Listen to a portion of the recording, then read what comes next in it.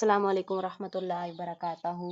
ICT book की इस series में आज हम अपनी सेकंड चैप्टर को कवर करेंगे जिसका नाम है सिस्टम सॉफ्टवेयर।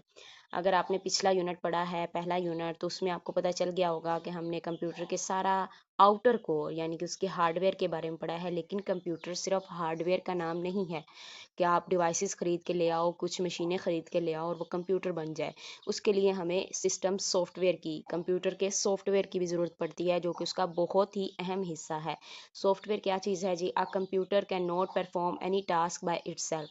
कहते हैं कंप्यूटर कुछ भी, कोई भी काम जो आप उसको जिस भी काम के लिए अपने लिए लेकर आए हैं, वो खुद से कुछ भी नहीं कर सकता। It needs to be given a sequence of instructions and relevant data to function properly.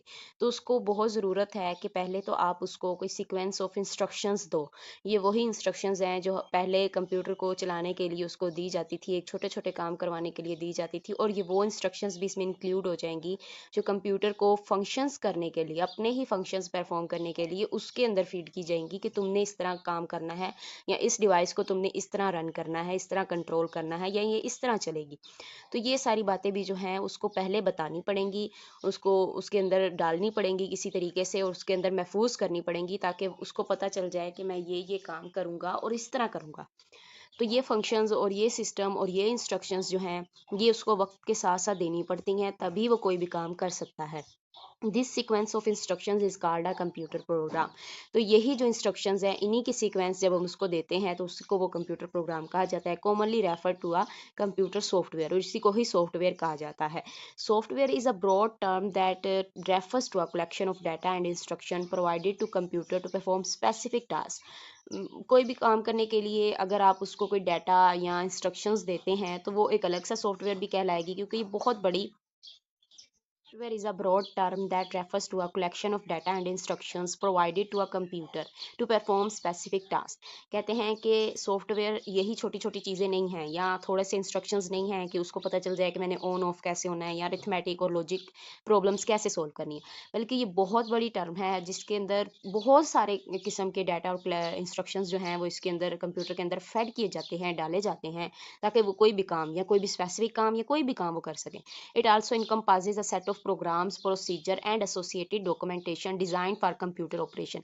तो इस तरह की भी जो भी आप उसको चीज़ें देंगे, कोई प्रोग्राम देना होगा, आप उसको कोई प्रोसीजर देंगे, तो वो सारी उसको एक डिज़ाइन करके कंप्यूटर को दी जाएंगी ताकि उसी के ऊपर उसका ऑपरेशन होना है। ठीक है, उसी के ऊपर उसने चलना है, उसी के तरीके से उसने काम करना है। अब चाहे फिर वो उसका ऑपरेटिंग सिस्टम, आगे हम जिस तरह पढ़ेंगे उसकी टाइप्स आ जाएंगी, चाहे उसका एक अलग किस्म का ऑपरेटिंग सिस्टम हो, जैसे कि बहुत सारी कंपनियां अलग अलग किस्म के ऑपरेटिंग सिस्टम बनाती है, फिर उसके इंटरफेस के हिसाब से भी उसके ऑपरेशंस का, यानी कि ये जो सिस्टम सॉफ्टवेयर आगे पढ़ेंगे, इनकी अलग अलग इकसाम होती हैं। ठीक है, तो हर सॉफ्टवेयर का अलग एक तरीका होता है जिसको कंप्यूटर में अगर फेड कर दिया जाए तो फिर वो कंप्यूटर सिर्फ उसी लाइन में, सिर्फ उसी रेंज में रन करेगा, उसके अलावा वो कोई काम नहीं कर सकेगा। तो इसका यही मतलब है, it's also encompasses a set of programs, procedures and associated documentation designed for computer operation। Software is a logical part of a computer. इसको टच नहीं किया जा सकता, ये सारा उसका लॉजिकल पार्ट है, लेकिन इसका नुकसान भी काफ़ी नुकसान होता है। That can not be touched by the user but it is essential for making the computer function. तो इसका नुकसान बहुत बड़ा नुकसान है, अगर ये नहीं सही चलेगा या ये ख़राब हो जाएगा, सॉफ्टवेयर उड़ जाएगा,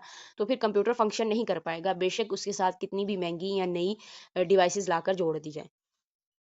टाइप्स ऑफ कंप्यूटर सिस्टम कौन कौन सी हैं? There are main two categories of computer software, system software and application software. ये दो उसकी टाइप हैं किसी भी कंप्यूटर में। जब उसके सॉफ्टवेयर का हिस्सा आ जाएगा, हार्डवेयर में तो हमने देख लिया इनपुट डिवाइसेस और होती हैं, आउटपुट डिवाइसेस और होती हैं, इसी तरह सॉफ्टवेयर में भी सिस्टम सॉफ्टवेयर और चीज़ है, और आगे एप्लीकेशन सॉफ्टवेयर और चीज़ है। फिर जैसे उनकी आगे एग्जाम चल रही थी, हार्डवेयर डिवाइसेस की आगे एग्जाम चल रही थी जिनके एसेंशियल होना भी ज़रूरी था, जैसे अगर आप ले लेते हो इनपुट डिवाइसेस में कीबोर्ड ले लेते हो, तो माउस का होना भी बहुत ज़रूरी है। तो इसी तरह यहाँ पर भी इनकी आगे एग्जाम है जिनमें इनकी कुछ शाखें निकलेंगी, और उन सब का होना भी बहुत ज़रूरी होगा। तो सबसे पहले अगर हम देख लेते हैं सिस्टम सॉफ्टवेयर, इसके नाम से ही समझ आ रहा होगा कि ये अपना सिस्टम का सॉफ्टवेयर होगा। System software is a collection of computer programmes that controls, ये भी कंप्यूटर के प्रोग्राम ही होंगे, लेकिन ये कंट्रोल करे होंगे the operation of a computer, खुद कंप्यूटर के ऑपरेशंस एंड इट्स डिवाइसेस। मैंने आपको बताया था मदरबोर्ड के ऊपर सारी डिवाइसेस कनेक्ट होती हैं, तो यहीं पर इसका सॉफ्टवेयर भी होगा, जो कि इन सारी डिवाइसेस को कंट्रोल करने के लिए, या इन सारी डिवाइस इनके सारे आगे फिर इस सिस्टम सॉफ्टवेयर के अगले अलग अलग एग्जाम्पल्स आ जाएंगी, या अलग अलग कैटेगरीज आ जाएंगी, जिसमें इस डिवाइसेस को अलग कंट्रोल कर लेगा, अपने ऑपरेशंस के लिहाज से अलग कंट्रोल हो रहा होगा। तो ये सिस्टम सॉफ्टवेयर एक बहुत बड़ी फील्ड है, या एक बहुत बड़ी कैटेगरी है, और इसके अंदर अलग अलग किस्म के सॉफ्टवेयर आ जाते हैं जो मिलके सिस्टम को, एक कंप्यूटर के सिस्टम यूनिट की बात हो रही है, ठीक है, सिस्टम यूनिट को चला रहे होते हैं, उसको इस काबिल बना रहे होते हैं कि तुमने ये इस तरह काम करना है।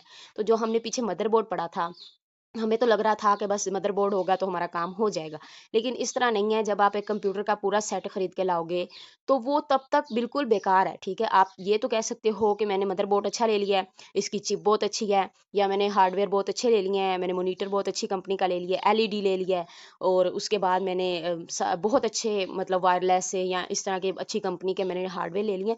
तो अब आप ये कह सकते हो कि ये अवेलेबल है, कंप्यूटर अवेलेबल है, लेकिन जब तक आप उसके अंदर उसका मेन पार्ट, उसका ये लॉजिकल पार्ट नहीं करोगे, तब तक वो रेडी टू यूज नहीं होगा। तो अब आपको समझ आनी चाहिए कि जब एक इंसान जाता है बाजार से कंप्यूटर लेने के लिए, वो टावर भी खरीद लेता है, सिस्टम यूनिट को कहते हैं, वो सिस्टम यूनिट खरीद लेता है, और उसके बाद वो डिवाइसेस सारी जो एसेंशियल लग रही हैं वो खरीद लेता है, इनपुट की भी आउटपुट की भी। तो घर ला के अगर वो उसको सजा देता है अपने टेबल पे, तो तब वो उसके पास कंप्यूटर अवेलेबल होगा, लेकिन वो रेडी टू यूज नहीं होगा, ठीक है।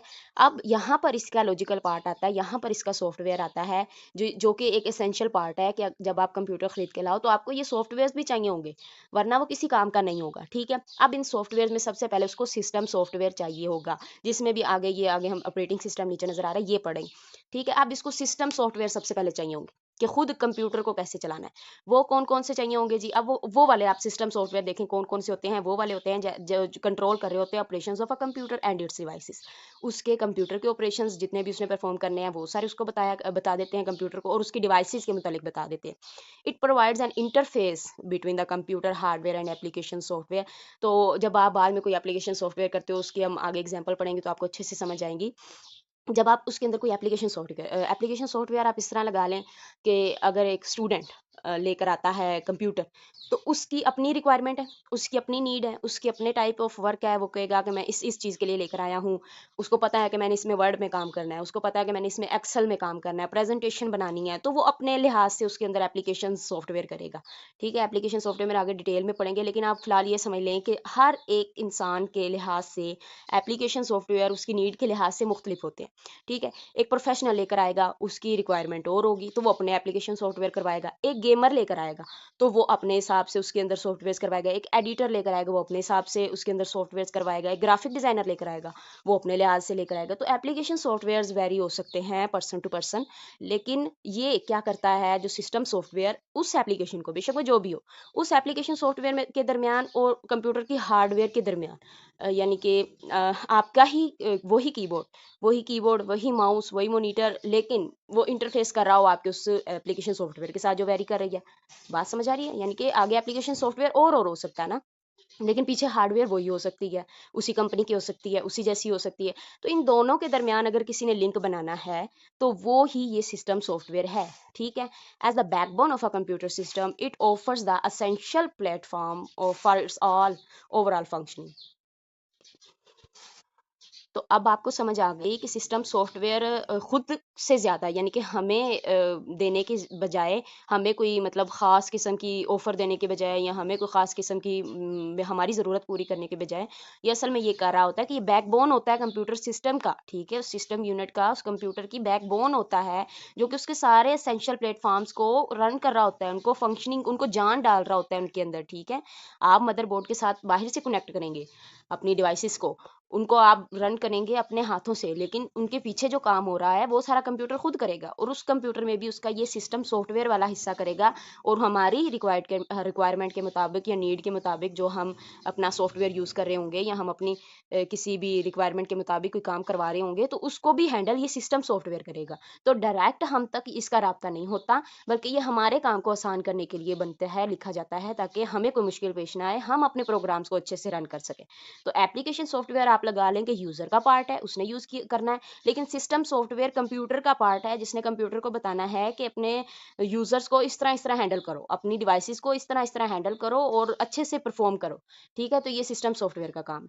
System software help computer users, ठीक है, run application software and perform program task. तो वो क्या करता है कि ये उसको हेल्प करता है यूजर को कि वो अपने एप्लीकेशन सॉफ्टवेयर, जो जिस तरह मैंने आपको बताया कि हर एक का अलग अलग होगा, वेरी कर रहा होगा हर एक इंसान की रिक्वायरमेंट या नीड के हिसाब से, स्टूडेंट, प्रोफेशनल, एडिटर, डिजाइनर सबके लिहाज से अलग अलग होंगे। तो वो यूजर की हेल्प कर रहा होगा कि आप इसको कैसे रन करो, और फिर प्रोग्राम जो होंगे, उसके टास्क होंगे, उनको अच्छे से परफॉर्म करने में मदद दे रहा होगा। It monitors the usages of various hardware components. आप कोई भी हार्डवेयर कंपोनेंट लेकर आते हो such as the CPU, memory and other peripheral devices, तो उन सबको भी जो है वो इसी का एक पार्ट आ जाएगा आगे सिस्टम यूनिट का, जिसने डिवाइसेस को भी मतलब कंप्यूटर के साथ इस तरह लगा लें कि कंप्यूटर को ट्रांसलेट करके बताना होता है कि ये कीबोर्ड लगा दिया है तो ये इस तरह का है, ये क्वालिटी है, या उसकी सारी इन्फॉर्मेशन, या एक प्रिंटर आप लगा देते हो कंप्यूटर के साथ, तो कंप्यूटर के अंदर वैसा सिस्टम सॉफ्टवेयर एक हो जाएगा कि वो बता देगा कि इस टाइप का कंप्यूटर है, प्रिंटर है सॉरी, और इस प्रिंटर ने इस तरह चलना है, इसको पहले इस तरह डालो या इतने साइज का इसका पेपर डालो। तो वो सारा कुछ भी कंप्यूटर को इसी सिस्टम सॉफ्टवेयर ने मतलब बताना होता है,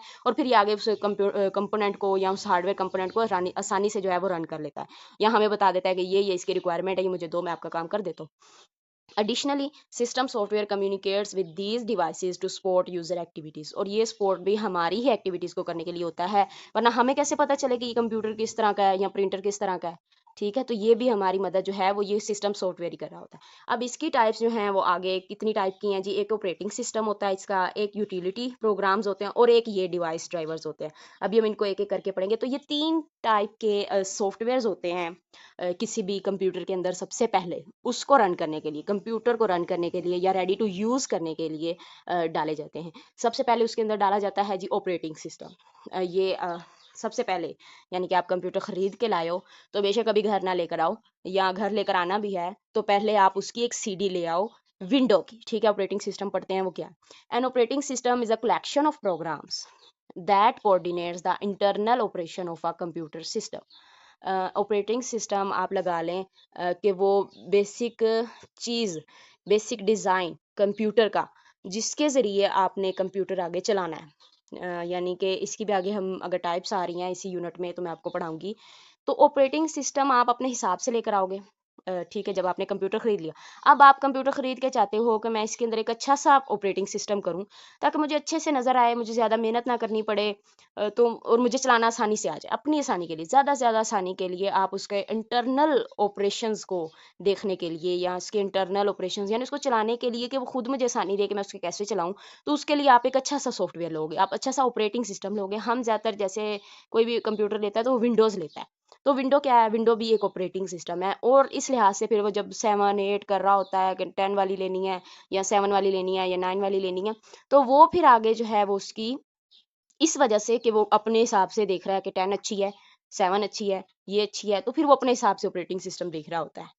ठीक है, अब हम अगर आगे इसको यूनिट आ रहा है या इसका चैप्टर आ रहा है ना, तो इसमें बहुत अच्छे से ऑपरेटिंग सिस्टम को समझाऊंगी मैं आपको। लेकिन अभी आप ये समझ लें कि जब आपने कंप्यूटर खरीदा है तो सबसे पहले आपको उसके जो सिस्टम सॉफ्टवेयर खुद नहीं है बल्कि इन तीन चीज़ों से मिलकर ही बना है। तो सबसे पहले आपको उसको ऑपरेटिंग सिस्टम करना पड़ेगा, यानी कि उसका अपना सॉफ्टवेयर, सिस्टम सॉफ्टवेयर जिसके जरिए आप उसको ऑन कर सको और फिर बाद में अपने रिक्वायरमेंट के मुताबिक काम कर सको। पहले वो तो चले, कंप्यूटर तो चले जो खरीद लिया। It provides an interface for users to communicate with the computer. बात समझ आ गई। तो सबसे पहले इसी ने इंटरफेस या इसी ने एक ऐसा राब्ता बनाना है कि जिससे आप कम्युनिकेट तो कर सको कंप्यूटर के साथ, नज़र तो आए कि क्या कुछ है इसके अंदर। It also manages all hardware components and system operations. इसके अंदर ही लिखे होते हैं सारे हार्डवेयर कंपोनेंट्स और सिस्टम ऑपरेशंस वगैरह।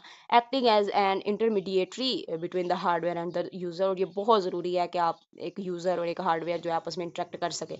इसके बगैर इंटरेक्शन मुमकिन नहीं है, वो सिर्फ मशीन होगी जो कि किसी यूज़ की नहीं होगी। अ computer can not perform any task without an operating system. ठीक है, कुछ भी नहीं कर सकेगा अगर नहीं होगा ऑपरेटिंग सिस्टम तो ठीक है, अब आपको इसकी समझ आ गई कि कंप्यूटर इसके बगैर कोई काम नहीं कर सकेगा। बिल्कुल ऐसे कि बिल्कुल एक नकारा, एक फजूल चीज़ होगी जब तक कि आप उसके अंदर विंडो नहीं करोगे, उसके अंदर ऑपरेटिंग सिस्टम नहीं करोगे, तब तक आप उसको यूज़ नहीं कर सकोगे। ठीक है, तो ऑपरेटिंग सिस्टम हो गया। अब एक मतलब आप कंप्यूटर लेकर आए और आपने उसका साथ ही यहाँ वहीं से दुकान से किसी से, या आप सीडी लेकर आ गए और आपने उसकी जो है विंडो सबसे पहले कर ली। अपने अपने जो है नीड के हिसाब से या अपनी जो है वो रिक्वायरमेंट के हिसाब से आपने जो भी विंडो आपको अवेलेबल थी आपने उसको कर ली। लेकिन अब इसके बाद कुछ यूटिलिटी प्रोग्राम्स होते हैं, ये भी सिस्टम सॉफ्टवेयर का हिस्सा होते हैं, ठीक है। यानी कि ये वो प्रोग्राम्स होते हैं जिनको आप लगा लें कि ऑपरेटिंग सिस्टम करने के साथ ही आपको भी मिल जाते हैं, ठीक है। या बाद में भी आप इनको कर सकते हो, लेकिन इनका मतलब ये है कि ये असेंशियल है। आप इस तरह लगा लें कि ये यूटिलिटी यूटिलिटी से मतलब आप समझ लें कि ये ज़रूरी होते हैं, ठीक है, कुछ अच्छे होते हैं। तो a utility program allows a user to perform a specific task, ठीक है। हर एक यूटिलिटी प्रोग्राम का एक अलग टास्क होता है जो उसने परफॉर्म करना होता है यूजर के लिए। It is commonly use to understand and manage the functions of operating system, ठीक है। तो ऑपरेटिंग सिस्टम के जितने भी फंक्शंस हो रहे होंगे तो ये असल में उनको अंडरस्टैंड करने में मदद देगा या मैनेज करने में मदद देगा। यानी कि अब जैसे ऑपरेटिंग सिस्टम का काम है, मतलब उसका काम है कि अच्छे से स्मूथली रन करे आप विंडो आपकी ना, वो विंडो रन हो रही है, लेकिन आप उसके अंदर कहीं से मतलब यूएसबी बार बार लगा रहे हैं या कोई और डॉक्यूमेंट आपने डाउनलोड कर लिया, तो वायरस भी आते हैं ना कंप्यूटर के अंदर, जो फिर जिसकी वजह से आपकी मतलब नुकसान होना शुरू हो जाता है। तो ये भी एक यूटिलिटी प्रोग्राम है कि आप एक एंटीवायरस प्रोग्राम कर लो। वो क्या करेगा कि वो जैसे कोई वायरस आएगा उसको डिटेक्ट करेगा, स्कैन करके आपको बताएगा ये वायरस है इसका, या वो कहेगा ये फलानी फाइल में वायरस है, इसको आप रिमूव कर दो जो आपने नेट से डाउनलोड किया है या किसी ने आपको शेयर कर दिया। तो इस तरह की चीज़ें भी फिर जो है वो कंप्यूटर का सिस्टम सॉफ्टवेयर कर रहा होता है। हम खुद तो इतना नहीं कर रहे होते, इस तरह तवज्जो दे रहे होते। हाँ, कुछ लोग देते भी हैं जो प्रोफेशनल हैं जिनको अपने कंप्यूटर की बहुत ज़्यादा ज़रूरत होती है, तो वो साथ-साथ जो है वो उसका बैकअप भी रेडी करते रहते हैं या उसकी फॉर्मेटिंग करते रहते हैं या उसके लिए एंटीवायरस का जो है वो नए-नए देखते रहते हैं सॉफ्टवेयर्स और उनको अपने कंप्यूटर को साफ रखते हैं। तो लेकिन वैसे ये बिल्ट इन होते हैं, सॉफ्टवेयर्स के साथ ही आ जाते हैं और इनका मतलब भी यही होता है कि वो टाइम टू टाइम आपके कंप्यूटर का जो फंक्शंस हैं उनको स्मूथ रखे, ठीक है, वो कहीं रुक ना जाए। Various types of utility programs are available such as hard disk formatting. Hard disk formatting ये होती है, जिस तरह हमने पीछे हार्ड डिस्क पढ़ी थी कि उसके अंदर हमारा डाटा स्टोर होता है जो कि हमने जिसके ऊपर प्रोसेसिंग कर ली होती है। जैसे हमने कोई वीडियो बना लिया है या हमने कोई सॉन्ग डाउनलोड कर लिया है, तो अब उसको कहीं सेव करना है तो वो हमारी हार्ड डिस्क में चली जाएगी। अब फॉर्मेटिंग हार्ड डिस्क की क्या है कि आप उसको आगे पोर्शंस में चेंज कर दो, ठीक है। फिर सिस्टम बैकअप आपने लेना है, बैकअप लेके रख लो कि कुछ उड़ भी जाए तो बैकअप में से वापस आ जाए। एंटीवायरस कर लो कि मतलब वायरस वगैरह से प्रोटेक्शन है। एंड फाइल कंप्रेशन के बड़ी बड़ी फाइल्स को आप छोटा कर लो। तो ये भी यूटिलिटी प्रोग्राम जो हैं वो मतलब ये इस तरह के एसेंशियल प्रोग्राम जो हैं ये सिर्फ हेल्प करते हैं कंप्यूटर को कि स्मूथली रन होता रहे। ये ना हो कि थोड़ी देर बाद ही आपका कोई वायरस आ जाए, ये ना हो कि कुछ अरसे बाद आपको ये कि बस मेमोरी फुल हो गई है, हार्ड डिस्क निकलवा दो या कंप्यूटर बेच दो, इस तरह की बातें ना, ठीक है। इसके बाद है जी डिवाइस ड्राइवर्स। अब ये भी इसका एक सिस्टम है, अब ये बहुत ज़रूरी है, आप समझ लें कि इसके बगैर भी किसी खाते का नहीं है computer. A device driver is a system program used to activate and manage a device such as a monitor or keyboard connected to a computer। बात समझ आ रही है आपको कि एक्टिवेट ये एक ऐसा कंप्यूटर प्रोग्राम है जो कि यूज़ किया जाता है किसी भी डिवाइस को, चाहे वो आप मॉनिटर खरीदते हो चाहे वो आप कीबोर्ड खरीदते हो, इतनी बेसिक बेसिक डिवाइसेस भी जिनके बगैर कंप्यूटर मुकम्मल भी नहीं होता, उन डिवाइसेस को भी एक्टिवेट करने के लिए, ठीक है, उसको रेडी टू यूज़ करने के लिए और उसको मैनेज करने के लिए आपको ड्राइवर की ज़रूरत है, उसी डिवाइस के ड्राइवर की ज़रूरत है। इसका मतलब ये है कि device driver are built in program provided by device manufacturers.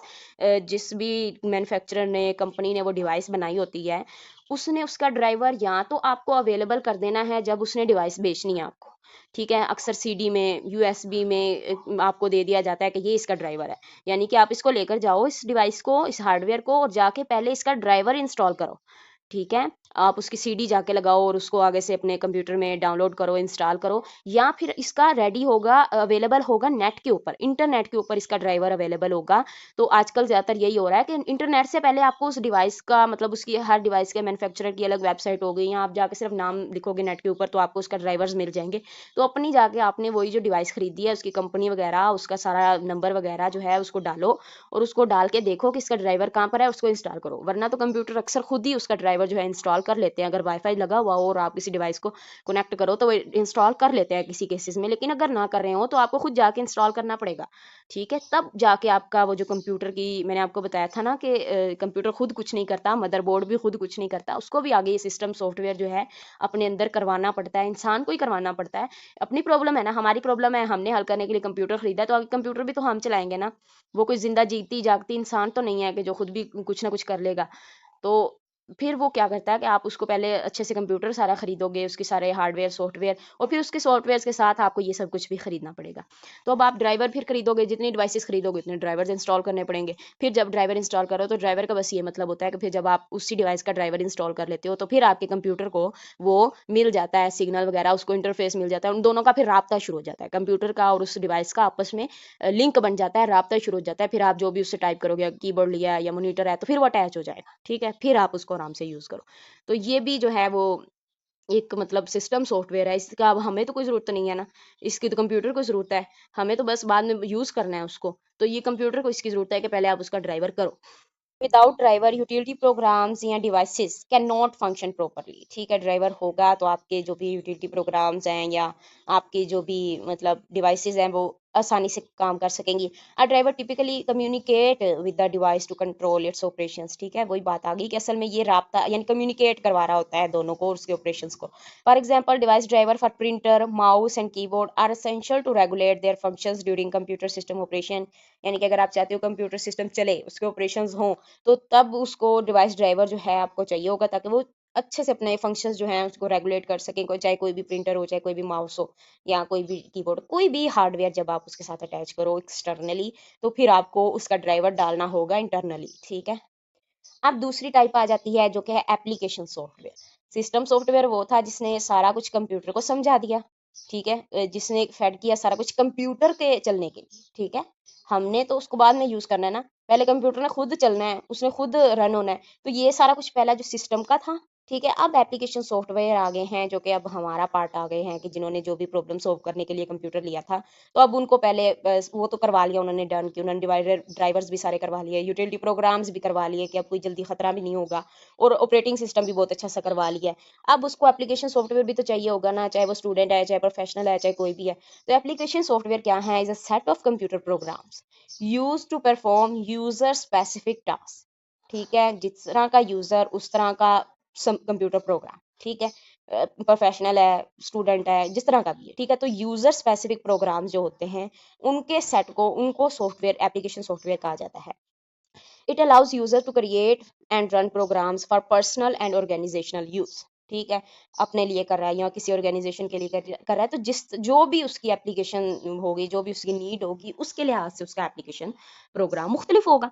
And application program facilitate the manipulation of text, number, graphics और कॉम्बिनेशन ऑफ दीज एलिमेंट्स। तो ये सारा कुछ तो उसी के अंदर रन होगा ना, एप्लीकेशन प्रोग्राम के अंदर, कि उसके अंदर आप कोई भी काम अगर करने चाह रहे हो, अपने लिए करना चाह रहे हो या किसी ऑर्गेनाइजेशन के लिए करना चाह रहे हो, तो क्या करोगे, काम तो यही है ना कि बस टेक्स्ट लिख लिया या कोई नंबर बना लिया या कोई लिस्ट वगैरह बना ली या कोई ग्राफिक बना लिया या इन सब चीज़ों का कोई कॉम्बिनेशन बना लिया। और कंप्यूटर में क्या करना है, as a result various type of application program are available in the market depending on the activities they are design to support. तो जिस तरह का भी लिहाज से इनकी एक्टिविटीज होगी, इनके लिहाज से मुख्तलिफ किस्म के एप्लीकेशन सॉफ्टवेयर कंप्यूटर मार्केट में अवेलेबल है। There are millions of application software programs available in the market. When while it is not possible to categorize all of them, some commonly types of application software include the following, जैसे word processing system software, ये जो हमारा word है, फिर spreadsheet, Excel को कहते हैं, database, graphics and multimedia software, ये जो लोग अडोबी यूज़ कर रहे होते हैं और इस तरह के सॉफ्टवेयर यूज़ कर करके बना रहे होते हैं, डिज़ाइनिंग कर रहे होते हैं, 3D 2D। फिर पर्सनल असिस्टेंट सॉफ्टवेयर अलग है, कम्युनिकेशन सॉफ्टवेयर बिल्कुल अलग है। इसी तरह कंप्यूटर में ये मतलब विंडोज़ वगैरह में हो रहा होता है तो वहाँ पर इनके अलग तरह के हो रहे होते हैं। इसी तरह कंप्यूटर में हम इंस्टॉल कर रहे होते हैं नेट से, जिस तरह हमारी कोई भी ऐप है, व्हाट्सएप ऐप है, ठीक है, तो ऐप का भी मतलब एप्लीकेशन से ही लगा लेना, ठीक है। तो ऐप भी एप्लीकेशन है और वहाँ पर भी एप्लीकेशन, तो एप्लीकेशन ना हो तो अगर व्हाट्सएप की एप्लीकेशन आप इंस्टॉल ही ना करो, फर्ज करो, तो फिर आप कैसे मैसेज करोगे, ठीक है, कुछ तो बिल्ट इन है कंप्यूटर के अंदर, मोबाइल के अंदर भी। तो लेकिन आपको तो व्हाट्सएप यूज़ करना है ना, आप चाहते हो उसके, देखिए फीचर कितने ज़्यादा हैं कंप्यूटर व्हाट्सएप के, कि आप उससे वॉइस भी कर सकते हो या उससे आप मतलब वीडियो कॉल, ऑडियो कॉल कोई भी कर सकते हो। तो अगर ये सारे फीचर चाहिए तो एप्लीकेशन भी तो ज़रूरी है ना, वो ऐप भी तो ज़रूरी है। तो फिर आपको वो ऐप करनी पड़ेगी और वो सारे फीचर आपको मिल जाएंगे। अब ऐप की नॉलेज आपने खुद रखनी है कि कौन सी ऐप कितना काम करती है, कैसे करती है। अच्छा जी, आगे है हमारे पास ऑपरेटिंग सिस्टम, मेन चीज़ जो मैंने आपको ऊपर बताई कि हम आगे ऑपरेटिंग सिस्टम को अच्छे से पढ़ेंगे। तो अब आपको इतनी तो समझ आ गई है कि ऑपरेटिंग सिस्टम फर्स्ट थिंग है, ठीक है, फर्स्ट थिंग है कंप्यूटर के अंदर डालने वाली, कि जिसके बाद ही कंप्यूटर रेडी टू यूज़ होगा, ठीक है, रेडी होगा यूज़ करने के लिए, बाद में फिर आप एप्लीकेशन सॉफ्टवेयर के साथ उसको यूज़ करोगे। तो आप इस बात को पॉइंट्स में समझें इसको, अलग अलग मतलब करके समझें कि सबसे पहले एक कंप्यूटर खरीदा गया, ठीक है। कंप्यूटर क्या है, सेट है सिस्टम यूनिट का, हार्डवेयर डिवाइसेस यानी कि इनपुट आउटपुट डिवाइसेस का, जिसमें मॉनिटर, कीबोर्ड और माउस तो असेंशियल है, ठीक है। फिर स्पीकर भी असेंशियल है, अगर आप मतलब कोई भी काम कर रहे हो फिर भी स्पीकर चाहिए होता है। तो कुछ ये डिवाइसेस मिला के, ठीक है, सिस्टम यूनिट का हमने डिटेल से पढ़ा कि उसके अंदर मदरबोर्ड होता है, हार्ड डिस्क होती है, जिनके बगैर फिर वो रन नहीं हो सकता। तो सिस्टम यूनिट जब आपने टावर पूरा खरीद लिया तो आपने समझे बहुत अच्छा काम कर लिया। तो अब सिस्टम यूनिट खरीद लिया, डिवाइसेस खरीद ली, अब वो एक टेबल पे सेट होके पड़ी हैं आपके सामने, ठीक है। लेकिन तब भी वो नामुकम्मल है, या तब भी आप उसको कह लें कि अब अवेलेबल तो है कंप्यूटर लेकिन रेडी टू यूज़ नहीं है, रेडी नहीं है, ठीक है।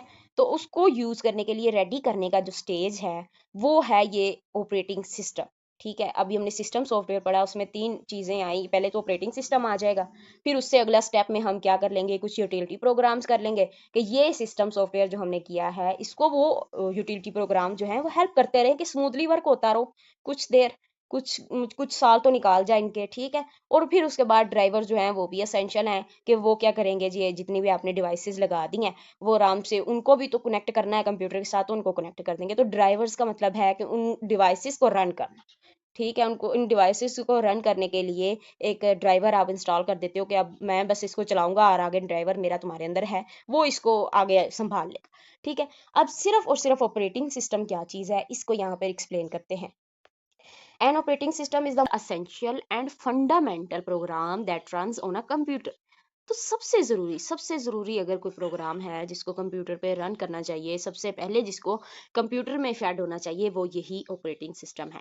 Every computer requires N operating system. हर कंप्यूटर को ज़रूरत होती है टू एग्जीक्यूट वेरियस एप्लीकेशंस, ताकि वो फिर बाद में उसको एग्जीक्यूट कर सके, जो भी आप एप्लीकेशन की हैं, जो भी अपने ऊपर पड़ी हैं, उस लिहाज से कि आप फिर बाद में जो भी ऐप उसमें रन करो, आप जो भी उसके अंदर एप्लीकेशन या उसको किसी भी काम के लिए यूज़ करो, लेकिन सबसे पहले उसके अंदर ऑपरेटिंग सिस्टम होना चाहिए, तो वो ही तब ही वो उनको आगे एग्जीक्यूट कर सकेगा उन प्रोग्राम्स को। It is a collection of software, ये सॉफ्टवेयर्स का ही कलेक्शन है that manages the computers hardware resources and provides common services for the computer software. तो फिर वही जो आगे हमने दूसरी सॉफ्टवेयर्स पढ़े थे कलेक्शन में कि उसमें ड्राइवर्स भी आ जाते हैं, यूटिलिटी प्रोग्राम्स भी आ जाते हैं, तो वो सारे भी मतलब कलेक्शन है इनका, जो कि फिर आगे कंप्यूटर की हार्डवेयर रिसोर्सेज को भी मतलब मैनेज कर रहे होते हैं और इधर उसको कॉमन सर्विसेज भी दे रहे होते हैं, जिससे फिर वो स्मूथली रन करता रहता है। An operating system performs several task such as recognizing input from a keyboard. अब ड्राइवर एक अलग चीज़ है, ठीक है। अब सबसे पहले आप जब भी कोई भी इनपुट डालोगे कीबोर्ड के जरिए कंप्यूटर के अंदर, आप कोई भी लाइन लिखते हो या आप उसको कहते हो मतलब कुछ भी आप लिखते हो कंप्यूटर से इनपुट डालते हो, तो सबसे पहले उसको रिकॉग्नाइज करेगा आपका ऑपरेटिंग सिस्टम कि क्या लिखा गया है। यानी रिकॉग्नाइजिंग में भी आगे इसका स्टेप अगर खोला जाए तो वो डी कोड करके अपनी जुबान में समझेगा। फिर उसको कहेगा sending output to display screen. फिर जब वो उसको एग्जीक्यूट कर चुका होगा तो फिर वो आउटपुट भेजेगा आपकी स्क्रीन की तरफ, आपकी आउटपुट डिवाइस की तरफ, ठीक है।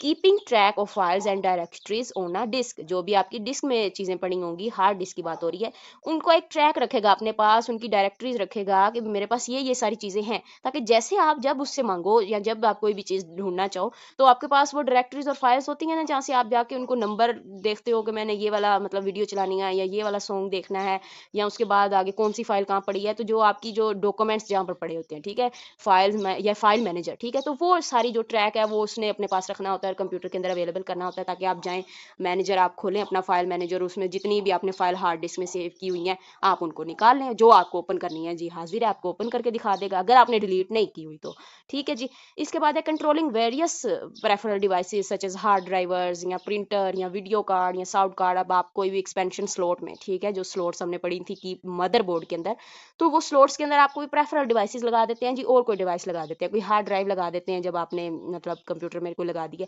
या कोई प्रिंटर लगा देते हैं, तो ये तो पोर्ट्स में लग जाएंगी दोनों चीजें। फिर आप कोई वीडियो कार्ड लगा देते हो, कोई ग्राफिक कार्ड आप अच्छा सा लेकर आए हो, आपको पहला नहीं अच्छा लग रहा था तो वो आपने स्लॉट में लगा दिया, या कोई साउंड कार्ड लगा दिया, तो वो सब कुछ भी जो है वो उसी ने कंट्रोल करना है, ऑपरेटिंग सिस्टम ने, ठीक है। आपने जब ड्राइवर डाल दिया, ड्राइवर तो फिर एक अलग चीज़ है ना, वो तो डल गया, सॉफ्टवेयर था वो एक डल गया, लेकिन अब उसको चलाने का काम किसने करना है, वो फिर इस ऑपरेटिंग सिस्टम ने करना है। तो मेन जो चीज़ है जो सब कुछ रन करेगी वो ऑपरेटिंग सिस्टम ही है, खुद यूटिलिटी प्रोग्राम कुछ नहीं है, खुद डिवाइस ड्राइवर कुछ नहीं है, कुछ सेट हैं लिखे हुए लाइनों के या कुछ करैक्टर का आप कलेक्शन लगा लें वो है, ठीक है। लेकिन आगे उनको रन भी करना, उनको लॉन्ग टाइम जो है यूज़ करना, वो सारा कुछ इस ऑपरेटिंग सिस्टम ने करना है, ठीक है। आई होप अब आपको ऑपरेटिंग सिस्टम की समझ आ गई होगी।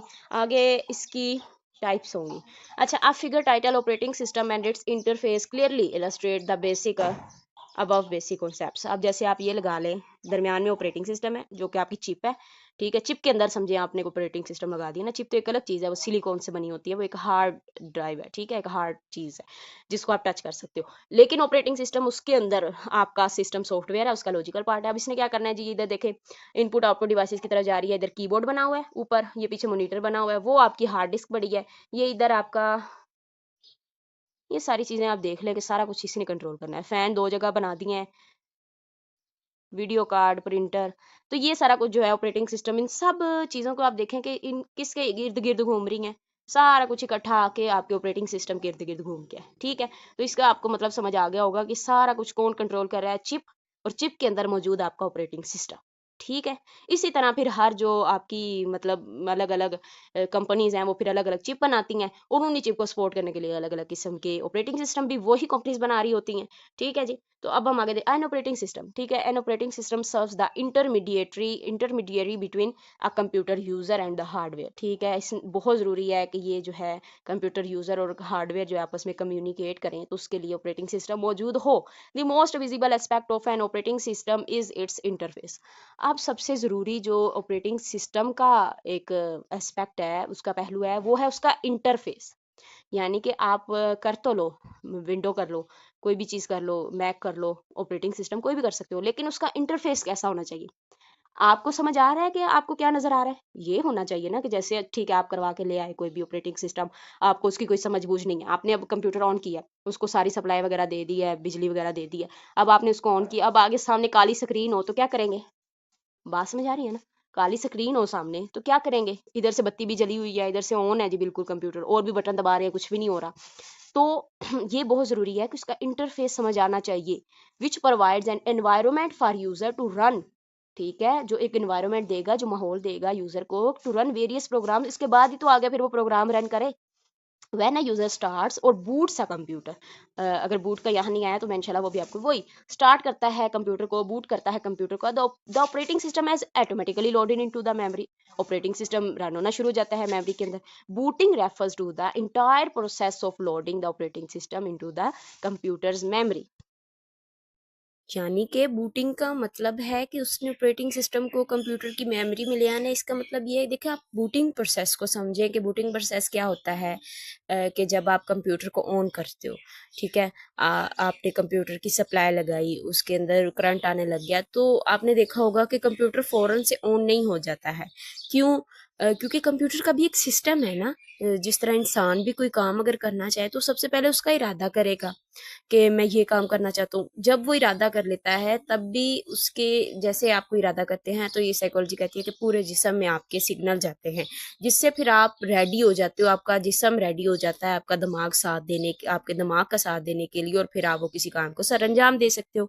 इसी तरह जब आप कंप्यूटर को स्विच ऑन कर देते हो तो एक दफ़ा से तो जो आपके कल से बंद या कुछ अरसे से बंद आपके अब कंप्यूटर होता है, तो उसके सारे प्रोग्राम एक सो जाते हैं अपनी अपनी जगह पर जाके, बिल्कुल अपनी अपनी जगह पर जाके इस तरह रेस्ट करने लग जाते हैं, मर जाता है कंप्यूटर, ठीक है। तो जब उसने वापस जिंदा होना है, आपने उसको जिंदगी दी है, उसके अंदर सांस आई है, बिजली आई है, तो तब उसने अपने अपने सारे जो मतलब उसके अंदर डाटा स्टोर था या उसके अंदर जो भी उसके प्रोग्राम स्टोर थे, तो उसने अपनी चेक करने के लिए, अपना सेल्फ चेक करने के लिए उसने क्या करना है कि उसने बूटिंग प्रोसेस करना है। ये क्या प्रोसेसिंग होता है? This process is typically managed by a program called the bootstrap loader, which is permanently stored in a computer's electronic circuitry, usually on a ROM chip. अब ये एक बूटस्ट्रैप लोडर का एक प्रोग्राम होता है जिसको मैन्युफैक्चरर, मैंने आपको बताया था रोम चिप जो है वो मैन्युफैक्चरर ने बनाकर कंप्यूटर में रख दी होती है, जिससे कंप्यूटर के सारे प्रोग्राम जो हैं वो सारे उसके अंदर जो भी उसके फंक्शंस हैं स्टोर होते हैं। तो उसके अंदर बूटस्ट्रैप लोडर भी स्टोर होता है रोम चिप के अंदर। तो जैसे आप कंप्यूटर को ऑन करोगे तो अभी बाकी काम तो सारे बाद में होंगे ना, सबसे पहले बूटस्ट्रैप लोडर ऑन होगा। सबसे पहले जब अभी कंप्यूटर की स्क्रीन पे भी कुछ नजर नहीं आ रहा होगा तो पीछे बूटस्ट्रैप लोडर कंप्यूटर ऑन हो जाएगा और बूटिंग प्रोसेस स्टार्ट हो जाएगा। तो बूटिंग प्रोसेस यही है कि वो पहले अपने सारे डिवाइसेस जो कनेक्टेड हैं, अपने साथ जितने भी उसके अंदर सॉफ्टवेयर्स हैं, और उसके अंदर सॉफ्टवेयर्स कौन से हैं, यही सिस्टम सॉफ्टवेयर्स हैं। और सिस्टम सॉफ्टवेयर्स में सबसे पहले जो उसके अंदर स्टोर होने वाली चीज़ थी वो ऑपरेटिंग सिस्टम थी। ऑपरेटिंग सिस्टम की शक्ल से ही नज़र आ रहा है, इसकी आवाज़ से ही पता चल रहा है कि ऑपरेट तो इसी ने करना है ना। तो सबसे पहले वो ऑपरेटिंग सिस्टम को भी फिर देखेगा और उसको जो है अपनी मेमोरी में ले आएगा। मेमोरी में लाने का मतलब ये है कि उसको एक्टिवेट कर देगा, उसको जगाएगा, उसके सारे पुर्जे चेक करेगा, जितनी भी फाइल्स उसके अंदर हार्ड डिस्क में सेव थी या कंप्यूटर के साथ जितनी भी कनेक्टेड डिवाइसेस हैं वो सारी चेक करेगा। फिर उसके अंदर जितनी भी आपने मतलब हार्ड डिस्क में डाटा सेव किया हुआ था उसको एक दफ़ा रीचेक कर लेगा कि सारा कुछ पूरा है।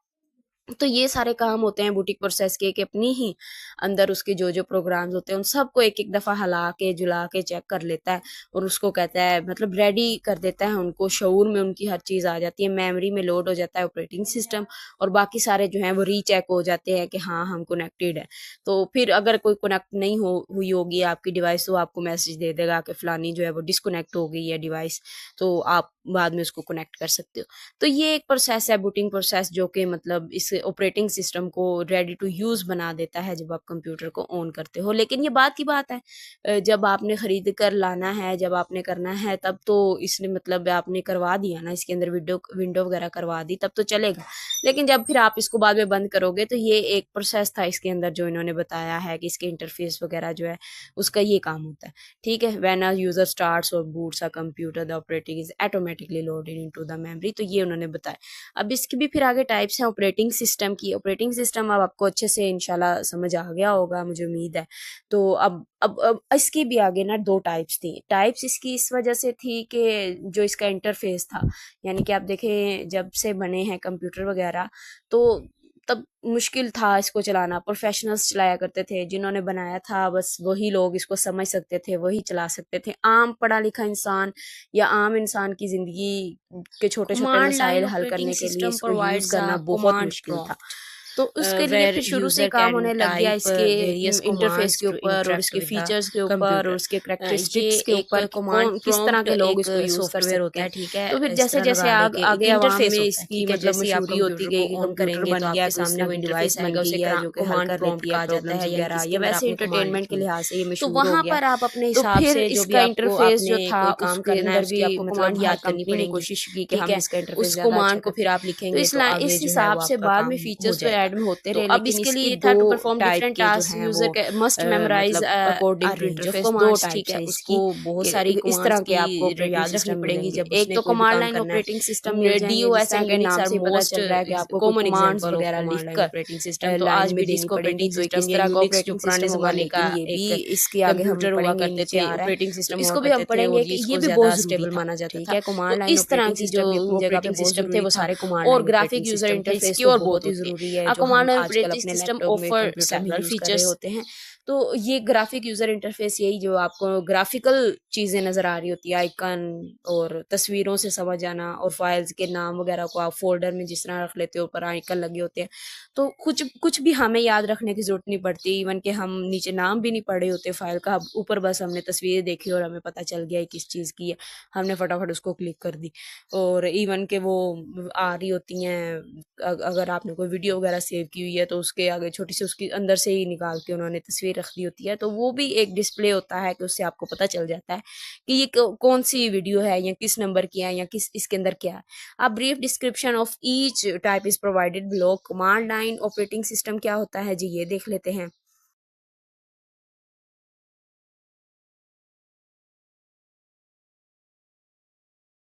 Including faster performance compare to GUI based system. मैंने आपको बताया यूनिक्स एक पुराने ज़माने में ऑपरेटिंग सिस्टम बनाया था जिसको मतलब मुख्तलिफ हालात में यूज़ किया जाता था। ये डिस्क ऑपरेटिंग सिस्टम भी ऐसा है, तो ये फास्टर परफॉर्मेंस दे रहे होते हैं। इसको आप इस तरह भी लगाए ना कि जीयूआई जब आप लगाते हो तो उसकी आपको मतलब जब कंप्यूटर में सेव होना होगा तो अब भी तो आपको पता है मशीन लैंग्वेज में ही सेव हो रहे होते हैं काम। तो एक तो उसको उस फाइल का नाम वगैरह सेव करना पड़ेगा, अपना साइज फाइल का अलग, उसके नाम वगैरह का अलग, और ऊपर से उसके आइकन को भी उसने डिस्क्राइब करके लिखना है। तो फिर GUI बेस के सिस्टम में इसकी परफॉर्मेंस अच्छी थी। Powerful and flexible scripting environment for automation, तो आप ऑटोमेशन के लिहाज से भी इसके अंदर स्क्रिप्ट डाल सकते थे और आराम से फ्लेक्सिबल है। अच्छा, full control over system resources without restriction, आपके कंट्रोल में आप जो चाहो इसको मतलब करो, दूसरे तरह लिमिटेशन नहीं है कि आप ये काम नहीं कर सकते, ये काम नहीं कर सकते। तो आपने मतलब तो सारा ओपन सोर्स है ना, आप जो चाहोगे उसके अंदर लिखोगे, अब जितना आपको याद होगा उतनी ही आपकी मतलब कंट्रोल होगा उसके ऊपर। The command line operating system also has some drawbacks, कुछ ड्रॉबैक्स भी थी जो कि नॉर्मल आपको समझ आ रही है। लर्निंग उसकी बहुत मुश्किल थी, मास्टरिंग बहुत मुश्किल थी, कमांड्स की can be difficult for beginners. It lacks the user friendly and intuitive interface for graphical system. तो जिस तरह आज हम मतलब कंप्यूटर खोलते हैं तो गेमों के सामने आइकन नज़र आ रहे होते हैं, मूवीज़ नज़र आ रही होती हैं, या अपनी फाइल्स वगैरह नज़र आ रही होती हैं, अपनी बनाई हुई नज़र आ रही होती हैं वीडियोस वगैरह, तो वो ज़्यादा मतलब हमें खींचता है अपने तरफ और हम उससे ज़्यादा इंटरेक्ट हो जाते हैं कंप्यूटर के। इस लिहाज से फिर वो हर चीज़ लिखनी पड़ती थी और काली स्क्रीन, तो फिर वो क्या उसके अंदर होगा। While some versions support multitasking, its implementation can be complex and less accessible. तो मल्टीटास्किंग भी हो सकती थी, मतलब आप ज़्यादा सारे काम लगा दो ऑटोमेशन पे, लेकिन वो उसको मतलब उसके लिए बहुत बड़ी बड़ी मुश्किल कॉम्प्लेक्स जो है वो आपको कमांड्स याद करनी पड़ेंगी, जो कि फिर मतलब आम इंसान के बस में नहीं था। फिर अगला इसका आ जाता है graphical user interface operating system. उसमें क्या है कि provides user with a visual interface to interact with the computer more efficiently, यानी कि यही जो आइकन वगैरह की हमने बात की ये सारा आ जाता है। It allows user to execute commands using icons, menus and other graphical elements like eliminating the need to memorize complex command syntax. आपको कोई भी कॉम्प्लेक्स जो है वो कमांड याद नहीं करनी पड़ेगी कि एक डॉक्यूमेंट भी खोलना है तो पहले उसकी डायरेक्टरी में जाओ फिर आगे उसको खोलो। Unlike command line system, GUI are more interactive and user friendly. Popular example of a GUI based operating system include ये Windows जो आज हम यूज कर रहे हैं, ये या Linux और Mac ऑपरेटिंग सिस्टम। तो ये आजकल के ऑपरेटिंग सिस्टम जो कंपनीज बना रही हैं वो सारी GUI बना रही हैं, लेकिन आगे जब हम इसकी इंशाल्लाह पढ़ेंगे तो कमांड लाइन ऑपरेटिंग सिस्टम भी यूज हो रहे हैं। Some of the key features of graphical user interface include ease of learning, यानी कि user do not need to memorize commands to interact with the computer. सबसे यही अच्छा है कि जब आपको बहुत ज़्यादा नहीं समझना पड़ेगा। देखिए, आप कोई भी आज कंप्यूटर लेकर आए तो उसको समझ आ रहा होता है कि ये कौन कौन सी फाइल्स हैं, बिल्कुल उसकी छोटी सी बेसिक उसकी बस उसके अंदर नॉलेज हो उसको कंप्यूटर के बारे में, तो वो भी समझ लेता है। फिर यूज़र फ्रेंडली भी है, it is simpler and more intuitive compare to command line system. आपको जितना अच्छा लग रहा होगा आप उतना ही इसके ऊपर टाइम स्पेंड करेंगे, तो यूज़र फ्रेंडली है, आपको समझ आ रहा है, आपको अच्छा लग रहा है, ठीक है। इंटरेक्टिव होता है जी, एफिशिएंट होता है। It offers various shortcuts and visual elements that enhance user interaction. और मल्टीटास्किंग भी होता है कि आप इजीली, यानी कि आप उसके अंदर गाने वगैरह भी सुनो, जो मर्जी करो, easily view manage and switch between multiple task simultaneously, यानी कि एक ही वक्त पे मुख्तलिफ काम होते हैं जी। कॉमनली यूज ऑपरेटिंग सिस्टम कौन कौन से हैं? Computer operating system are typically classified based on various characteristics, जैसे कि टेक्नोलॉजी, फंक्शनैलिटी, ओनरशिप, लाइसनिंग और इंटेंडेड यूज़ की वजह से इसको अलग अलग जो है वो इसके मतलब इसको टाइप में किया जाता है कि कौन कौन से यूज़ हो रहे थे। अब टेक्नोलॉजी के लिहाज से भी अलग थ्रू किस्म के ऑपरेटिंग आइकन्स, सिस्टम चाहिए मेन्यूज होते एंड हैं। बटन्स, अगर ठीक है, तो ये फंक्शनैलिटी इसका है तो नीचे उसके लिहाज इंटरफेस से भी आपको अलग नजर आ अलग रहा है। चाहिए ओवर होंगे। द इयर्स ओनरशिप या माइक्रोसॉफ्ट हैज लाइसनिंग या कंटिन्यूअसली इंटेंडेड इम्प्रूव्ड यूज़ के विंडोज ऊपर भी अलग अलग होंगे। enhancing over its time interface, several functionality operating and system performance, has उसने फिर आगे have बहुत सारे gained इसके वर्जन widespread बनाए हैं जिसके popularity अंदर फिर including इसका Microsoft इंटरफेस जो है Windows। आपको पता है ज़्यादा पूरी अच्छा दुनिया में अच्छा यूज करते हो ही रही गया, है ठीक है। Unix, Linux each and Mac new variant operating जिस तरह सिस्टम। भी इनका तो ये न्यू न्यू मशहूर वर्जन है, ऑपरेटिंग फंक्शनैलिटी सिस्टम और है जिनको यहाँ परफॉर्मेंस पर जो थी वो अच्छी डिस्क्राइब थी। किया सम जाएगा ऑफ और द यही जो है नोटेबल वो अर्ली यूज हो वेरिएंट रहे हैं। तो तो इनको इनका भी भी इसी विंडोज टाइप के ऊपर देखा 95, जाता है। अब 98, माइक्रोसॉफ्ट विंडो की आप एक्सपी बात कर और लें तो विस्टा क्या ये है जो कि है वन वो ऑफ द इसकी मोस्ट वाइडली यूज अच्छी थी ऑपरेटिंग जो कि बहुत सिस्टम है, मशहूर हुई। ठीक है, for personal today computers. Windows remain the Developed by dominant operating Microsoft system for Corporation in the PCs mid and 1980s, laptops world wide, it ठीक है। introduced a पीसी और user-friendly लैपटॉप के लिए graphical सबसे अच्छा यही होता है। The user evolution of interface, it's ठीक है। डिजाइन इसने एंड बहुत फीचर इज अच्छा GUI एविडेंट दिखाया था जो इन द आज भी हम अपने विंडोज विंडोज वगैरह 10 में यूज कर रहे इंटरफेस, होते हैं। जिस तरह के ये इसने टेक्स्ट आपको बेस्ड नजर आ रहा है, ये कमांड विंडो 10 का सिस्टम ऑफ इंटरफेस है। DOS जो था उसको इसने रिप्लेस किया। Instead of memorizing commands user can could interact with the computer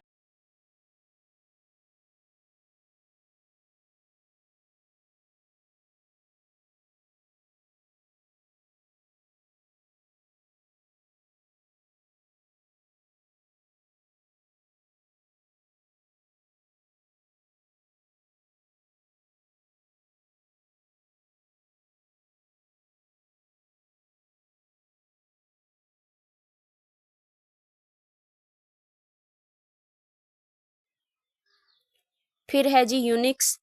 Unix operating system developed in the early 1970s at Bell laboratories by Ken Thompson and Dennis Ritchie, is known for its multi user and multitasking capabilities. Unix ने क्या किया था कि इसका ये capability थी कि multi user multitasking ये कैपेबिलिटीज ये वो उसमें आ जाती हैं जब आप इस तरह के सर्वर वगैरह यूज़ कर रहे हो ना, कि बहुत सारे लोग, मल्टी यूज़र का यही मतलब है बहुत सारे लोग काम कर रहे हो और बहुत सारे काम करने के काबिल हो।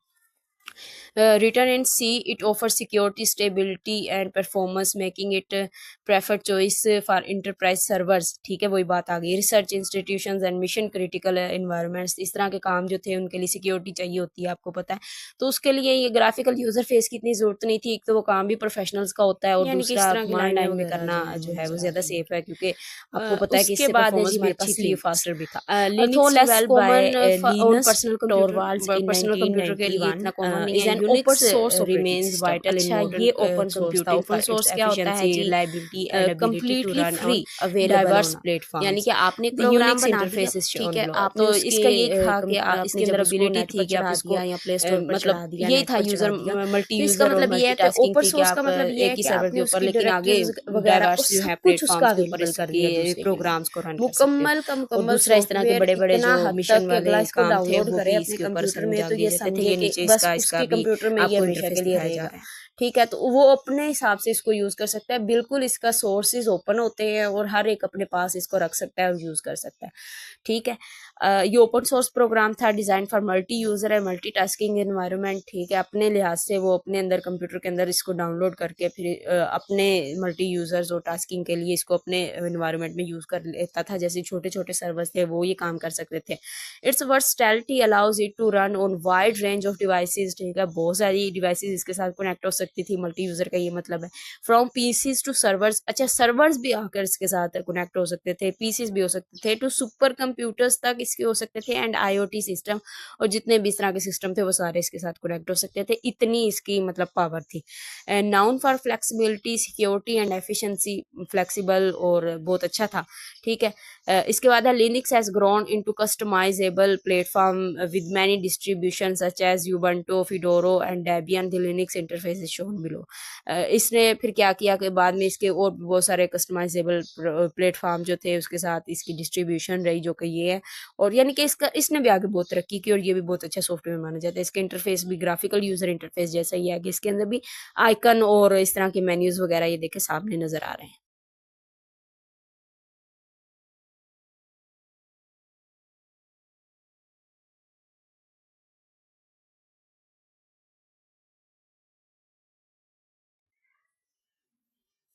अच्छा जी, फिर है हमारे पास मैकिनटोश ऑपरेटिंग सिस्टम, यानी कि मैक का operating system.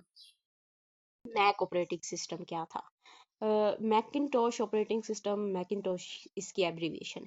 Mac operating system developed by Apple for Macintosh computers. जितने भी मैक के कंप्यूटर्स थे, यानी कि ये सिर्फ अपने उनके जितने भी उन्होंने कंप्यूटर्स ईजाद किए, डिवाइसेस ईजाद की, उनके लिए डेवलप किया गया, एप्पल ने किया। Is a Unix based operating system noun for stability, security and integration. Unix based operating system ये है कि जब बहुत पुराने ज़माने में जब बनाने शुरू किए ऑपरेटिंग सिस्टम, तो यूनिक्स के ऊपर एक यूनिक्स एक ऐसा ऑपरेटिंग सिस्टम जो बहुत स्टेबल सिक्योर माना गया।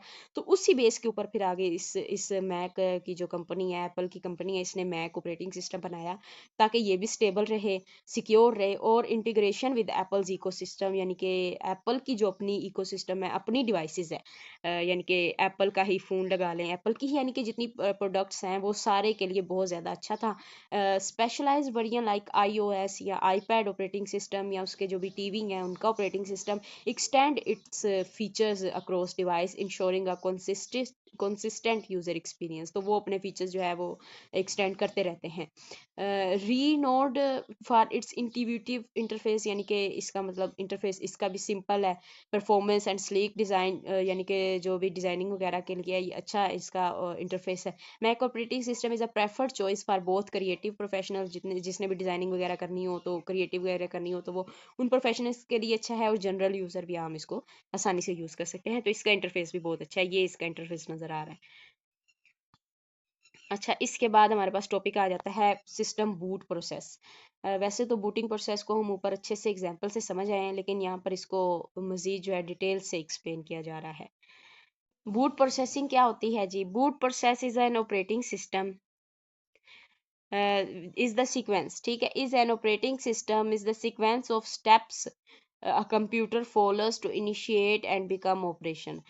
ये भी आप लगा लें कि एक ऑपरेटिंग सिस्टम होता है या ऑपरेटिंग सिस्टम के अंदर एक होता है, ठीक है। इन an operating system the boot process in an operating system, ठीक है जी। एक ऑपरेटिंग सिस्टम के यानी कि हर जिस तरह के अभी हमने ऑपरेटिंग सिस्टम पढ़े, इनका बूट प्रोसेस अलग अलग हो सकता है। तो किसी भी ऑपरेटिंग सिस्टम में जो उसका बूट प्रोसेस होगा वो असल में होगा सीक्वेंस ऑफ स्टेप्स। उन स्टेप्स का एक सीक्वेंस होगा अ कंप्यूटर फॉलोज, जो कि कंप्यूटर फॉलो करता है to initiate and become operational, जो यानी कि इस काबिल बनने के लिए कि मैं अब रेडी हूँ, आप मुझे यूज़ करो और अपनी प्रॉब्लम्स जो भी आप दोगे मैं हल करूँगा। तो इस स्टेप तक पहुँचाने के लिए जितने भी स्टेप आएंगे वो सारे इस बूट प्रोसेस ने करने हैं। ये एक ऑपरेटिंग सिस्टम के अंदर होता है। अब जैसा ऑपरेटिंग सिस्टम वैसा boot system. The process initialising the hardware and software components, इसने हार्डवेयर भी सारे जो है उनको इनिशियलाइज कर देना है, उनको रेडी कर देना है, उन्हें सॉफ्टवेयर कंपोनेंट्स को भी करना है to ensure a smooth system startup, ताकि आप जब स्टार्ट करो तो आपका सिस्टम बिल्कुल रेडी हो जाए, बिल्कुल स्मूथ हो जाए, अब कोई ग्लिच ना रहे, अब आप आराम से यूज़ कर सको। The key stages of a boot process, अब कौन कौन से स्टेज हैं जो इस बूट प्रोसेस ने करने होते हैं? सबसे पहला है जी power on and POST. Power on self test, यानी कि पहले तो आपने उसका स्विच वगैरह लगा दिया, यानी कि when the computer is powered on, ठीक है, जब उसने आपने उसकी पावर ऑन कर दी। The CPU is the CPU executes instruction stored in the ROM, आपने जो भी उसकी रीड ओनली मेमोरी में हमने पढ़ लिया था कि भी उसके अंदर सारी बायोस वगैरह होती हैं कि उसने कैसे कैसे मतलब करना है अपना मतलब उसने किस किस डिवाइस को सपोर्ट करना है, ये सब कुछ उसके सिस्टम यूनिट के, ये जो उसके मतलब लिखेंगे चिप बनाने वाली कंपनी होगी, वो उसके अंदर रैम उसकी रोम के अंदर ये सारा कुछ डाल देगी। जिन्होंने कंप्यूटर मैन्युफैक्चर किया होगा, जिस कंपनी ने कंप्यूटर बनाया होगा यानी कि सिस्टम यूनिट बनाया होगा और उसकी चिप बनाई होगी, तो चिप के अंदर रोम होगी, रोम के अंदर उसने उसकी सारी मतलब बता दिया होगा कि तुमने कैसे कैसे तुमने यानी कि तुम्हारी चिप ने मदरबोर्ड ने कैसे कैसे ऑन होना है और क्या क्या करना है। तो रोम के अंदर जो कुछ लिखा होता है वो सीपीयू यानी कि चिप उसको एग्जीक्यूट कर लेती है। फिर क्या करती है? The system runs the POST यानी कि पावर ऑन सेल्फ टेस्ट। खुद जब वो पावर ऑन हो गया तो वो अपने सारे अपने आप का टेस्ट करेगा, चेक करेगा, ठीक है। विच चेक्स असेंशियल हार्डवेयर कंपोनेंट्स, तो फिर वो क्या करता है जी, चेक करना शुरू कर देता है जितनी भी आपकी हार्डवेयर कंपोनेंट्स थी, जैसे कि रैम होनी चाहिए वो एक्टिव है, फिर कीबोर्ड देखता है क्या एक्टिव है, और फिर स्टोरेज डिवाइस यानी कि जितनी भी आपने उसके साथ डिवाइसेस लगाई होंगी एसेंशियल, वो सारी उनको चेक करेगा।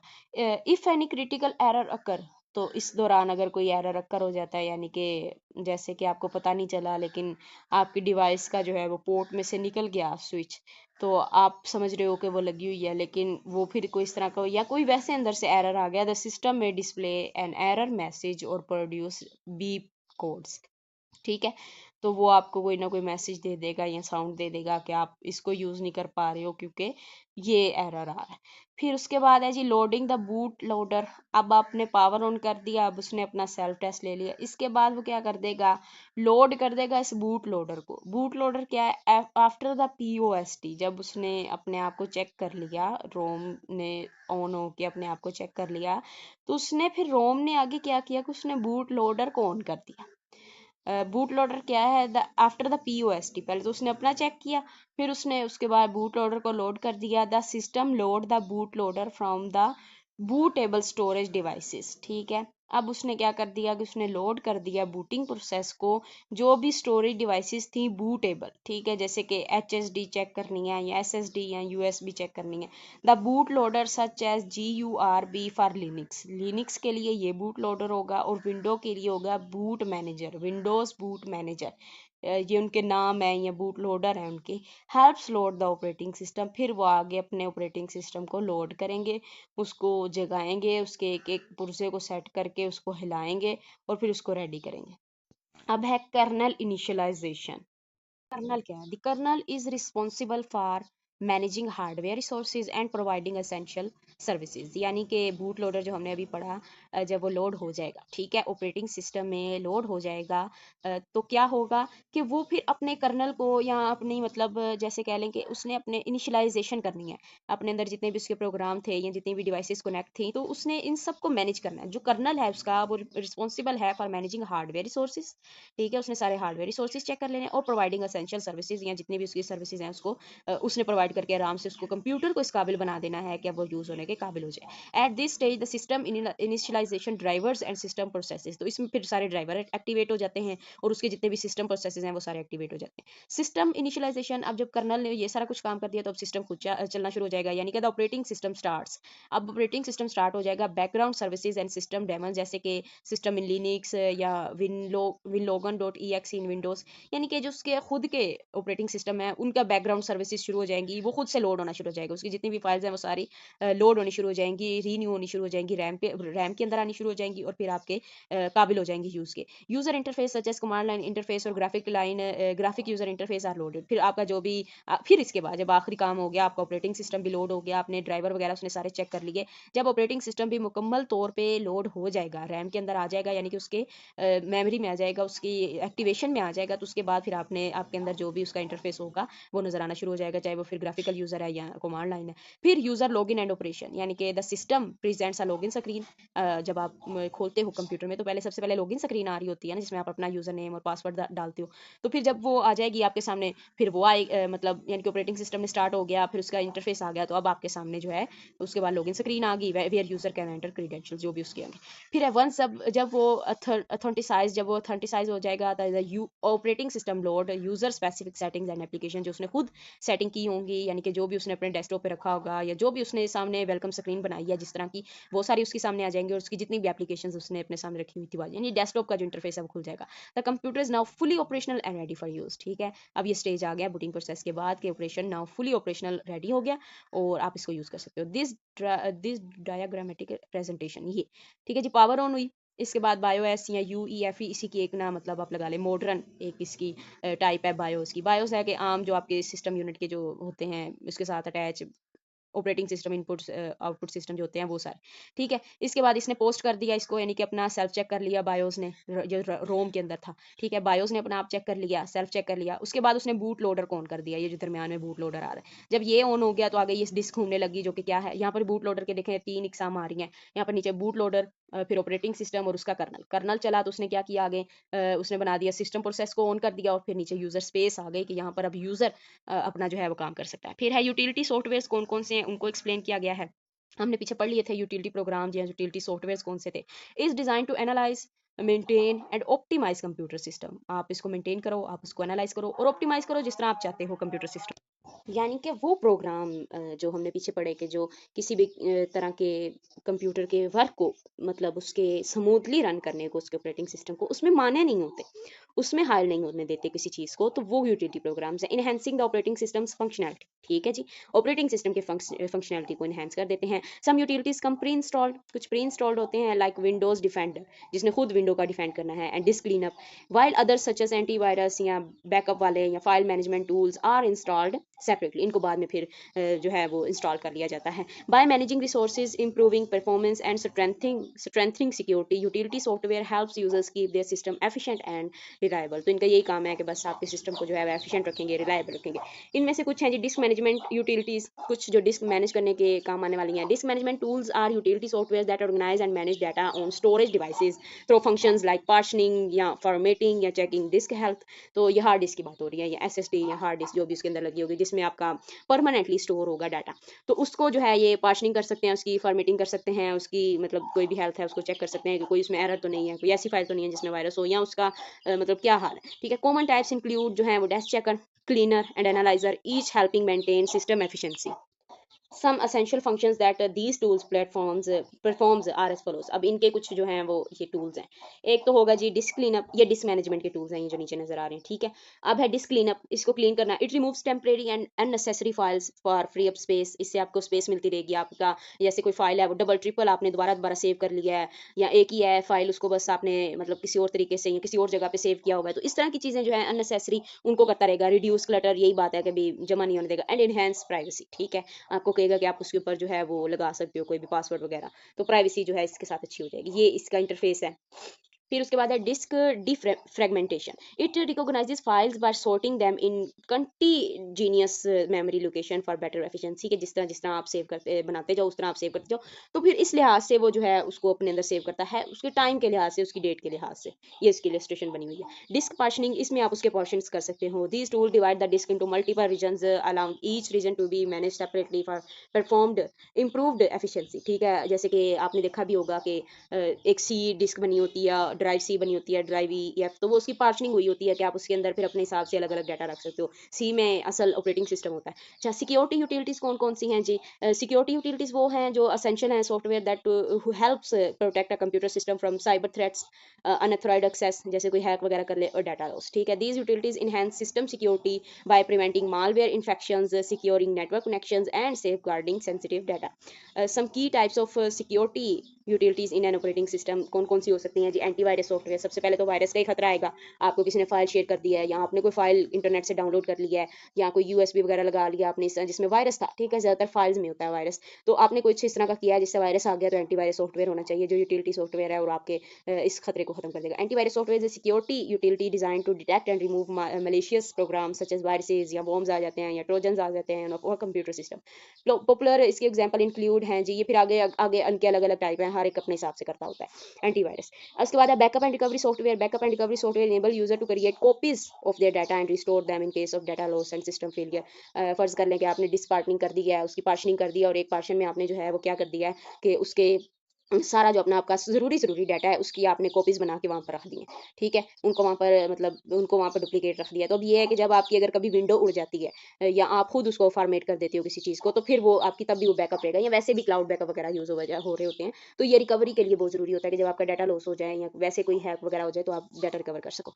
फायरवॉल कौन से होते हैं जी? Security barrier between a computer and external network that monitors incoming and outgoing traffic. ये ज़्यादातर जो ऑफिसेज वगैरह में नेटवर्क होते हैं, छोटे-छोटे या बड़े, तो उसमें जो कंप्यूटर एक दूसरे से दूसरी जगह एक कंप्यूटर से दूसरी कंप्यूटर में जब हम नेटवर्क का पढ़ेंगे तो फाइल्स शेयर हो रही होती हैं। तो कुछ ऐसे नेटवर्क्स हैं जिनमें क्या हो रहा होता है कि फाइल जो है किसी और कंप्यूटर तक जानी होती है, तो वो फिर हर एक कंप्यूटर के पास बारी बारी आती है, फिर वो देखता है कि ये आईपी उसके साथ मैच हो रहा है, फिर वरना वो आगे चला जाता है। तो इस तरह करके एक सिस्टम बना होता है नेटवर्क का। तो फायरवॉल क्या करता है कि एक सिक्योरिटी बैरियर है, ये क्या कर रहा होता है कि जो इस तरह की फाइल है जिसके मतलब नेटवर्क में वो आगे जा रही थी, तो आपके कंप्यूटर में ना आए, या आपको जो है उससे कोई खतरा ना हो। इट ब्लॉक्स अनऑथराइज्ड एक्सेस, आप आपके कंप्यूटर से कोई एक्सेस ना कर सके, and helps prevent cyber attacks bye filtering potential harmful connection. तो इस तरह के जो भी कनेक्शन होता है उनको हटा देता है। अब डिवाइस ड्राइवर्स भी यहाँ पर बताया गया दोबारा, software program that enable a computer to communicate with hardware devices, वो फिर इसमें दोबारा बता दिया गया है कि वही ड्राइवर का जो मतलब है कि while utility programme provide tool for system maintenance, वो तो टूल प्रोवाइड करते हैं और रिपेयर करने के लिए। Device driver manage peripheral devices such as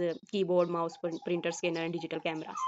अब है जी visualization and emulation. Visualization is a technique that enables access to computing resources and devices in a fully functional manner regardless of their physical location and or configuration। ये वही है कि आप लगा लें कि